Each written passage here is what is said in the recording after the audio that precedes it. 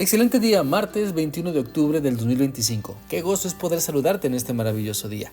Te animo para que sigamos adelante meditando en la palabra de Dios y seguimos en el libro de Génesis en el capítulo 10 y este día vamos a reflexionar en las enseñanzas que Dios quiere que apliquemos a nuestra vida y que están en el versículo 14, el cual dice así: los patruceos, los caslujitas y los caftoritas, de quienes descienden los filisteos. Por medio de este pasaje de la palabra de Dios, se nos siguen mencionando los descendientes de Misraim, y de estos tres hijos de él surgen los conocidos filisteos, que en la Biblia se mencionan muchas veces como enemigos del pueblo de Israel. Los hijos de Misraim, hijo de Cam, aprendieron a rebelarse contra Dios y se olvidaron de sus mandamientos, se olvidaron de honrarlo y se dejaron seducir y pervertir por la maldad. Y lo podemos ver a través de la historia contenida en la Biblia, cómo Dios siempre los juzgó dejando que las consecuencias de su maldad los alcanzaran, y en el caso de los filisteos terminaron sirviendo al pueblo de Dios. Mira, cada uno de nosotros podemos tomar la decisión de obedecer lo que Dios nos enseña o rebelarnos abiertamente en su contra. Es decisión de cada quien y no tiene que ver con quién fue o quiénes fueron nuestros antepasados, porque obedecer a Dios es decisión personal. Claro que el buen ejemplo siempre puede más, pero también el mal ejemplo puede ser usado para no querer vivir en carne propia la maldad y sus consecuencias que otras personas han experimentado.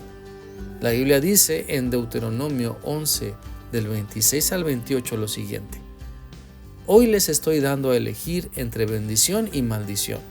La bendición, si obedecen los mandamientos del Señor su Dios que hoy les ordenó, y la maldición, si no obedecen los mandamientos de su Dios, si dejan de vivir a la manera que hoy les ordenó y siguen otros dioses que no habían conocido. Por lo tanto, te animo para que escojamos obedecer a Dios, escojamos ser bendecidos por Dios y no seguir el mal ejemplo, sino seguir el buen ejemplo de la verdad que nos hace libres de las maldiciones, porque elegimos creerle a Dios y caminar siempre en su voluntad. También la Biblia nos enseña en Josué 24, 14 y 15 lo siguiente: entonces Josué le dijo a la gente: así que ahora respeten al Señor y sírvanle total y fielmente. Quiten de entre ustedes los dioses que sus antepasados adoraban al otro lado del río Éufrates y en Egipto, y sirvan al Señor. Si no desean servir al Señor, decidan hoy a quién servirán, ya sea a los dioses a los que sus antepasados servían al otro lado del río Éufrates, o a los dioses de los amorreos en cuya tierra viven, pero yo y mi familia serviremos al Señor.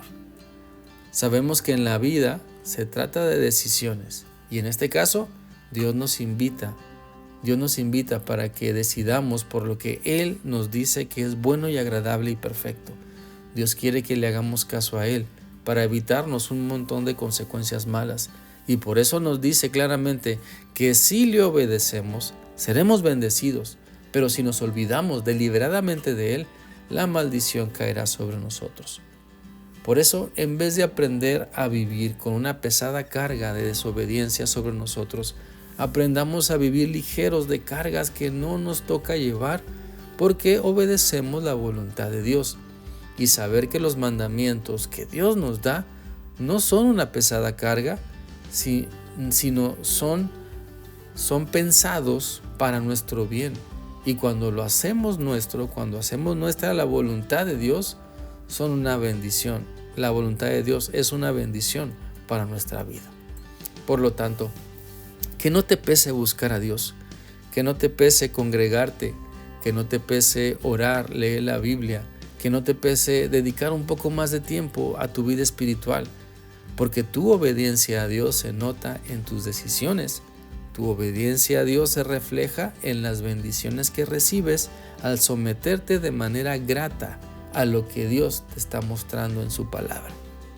Espero que esta reflexión sea útil para ti y que puedas continuar meditando en lo que la palabra de Dios te ha mostrado hoy.